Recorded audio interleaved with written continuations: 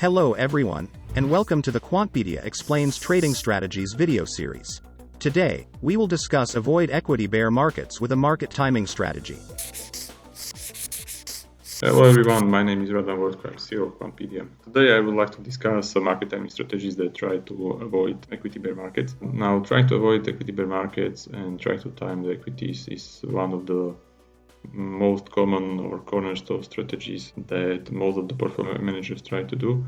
There are a lot of the ways how it can be tried to done. We can try to use price-based indicators, macro-based indicators, various alternative data sets to try to predict the recession and try to avoid equities and buy safe bonds or safe cash and not to have such big drawdowns as to buying and holding equities all the time. Literature is really rich. If we take a look on our database, I just put keyword market timing, and if I look market timing strategies in equities, I have over 100 strategies in the database. Today I would like to discuss the price-based approaches, this problem. So firstly, I will show you the very basic strategy available for free.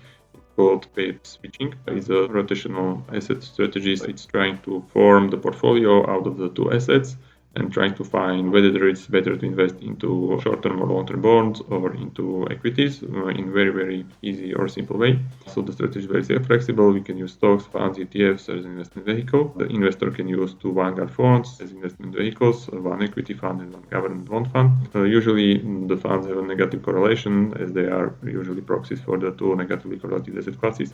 So we look at the performance of the two funds over the previous quarter. So over 3 months, and we buy the fund that has a higher return during the ranking period, and we hold the position again for 1 quarter for investment period.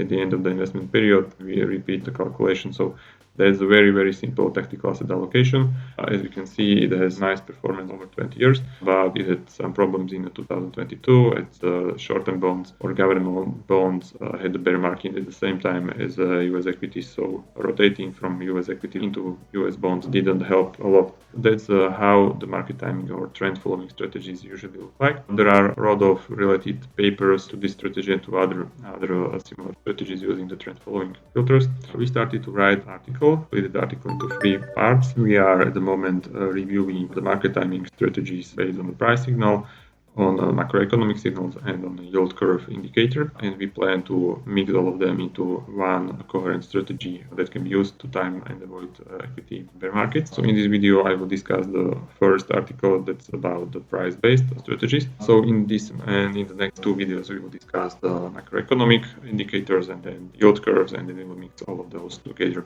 into one coherent strategy. So let's discuss the price-based indicators. Once again, there are a lot of papers that are related to this type of the trading strategies to using price-based indicators. So it can be a golden cross when we use a 50-day simple moving average crosses the 200 days moving average. We can use different volatility measures, we can use skewness measures, etc. We tried also relative strength index, momentum indicator using technical analysis, and then we used also the Rachev ratio, which is the measure that calculates the right tail potential of a security relative to the left tail.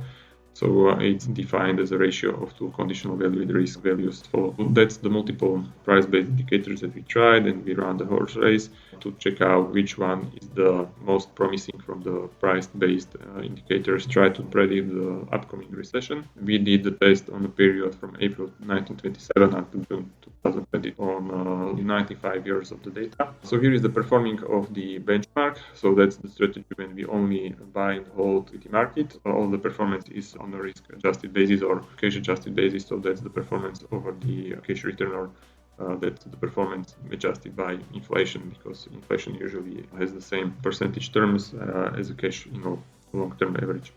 So the long-term average performance or excess return of the market is over 6% with 18% annual volatility and 84% maximum drawdown. So we can see that we have quite a risk when we hold equities in buy and hold ratio. Schwab ratio is only 0.45, and Kalman ratio, which measures the performance against the maximum drawdown, is only 0.08.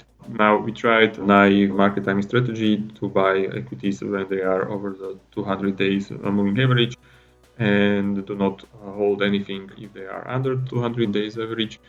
we can see that we are able to increase the return, but we are able to decrease the volatility and maximum drawdown, increase the Sharpe ratio and gamma ratio.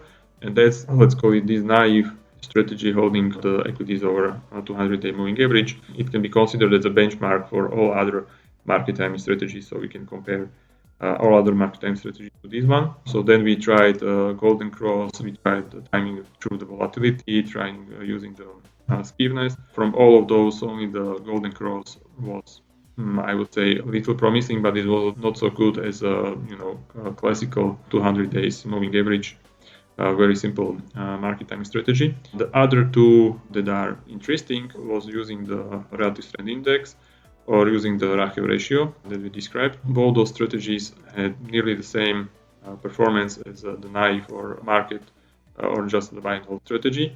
They had approximately the same volatility, approximately the same maximum drawdown, so very similar Sharpe ratio and very similar gamma ratio compared to naive strategy. So we can say it's very hard to improve the classical naive 200 moving average trend following strategy on US equities using only the price alone. We tried other things, so not just the volatility skewness, we tried also other different price-based indicators, but after a while we decided that it would be best to move on, and in our next attempt we combined the best performing strategies in terms of risk-adjusted returns, the naive and trend. And then we were looking for a way how to combine them with the macroeconomic indicators that are published in the second article, market timing using the trend and macroeconomic indicators. And we will get to that in the next video. Thank you very much for your attention. And all of the links are in the description of this video. So if you are interested, I really recommend to check out all of the market timing papers and strategies that are using price-based indicators. And in the next video, we will move to, and we will try to use macroeconomic indicators, and we will try to improve the price-based trading strategies with the usage of macroeconomic information. Thank you very much. Interested? Then pick another video to learn more, or subscribe to Quantpedia Pro and try how our analytics and reporting significantly save time spent on quantitative research.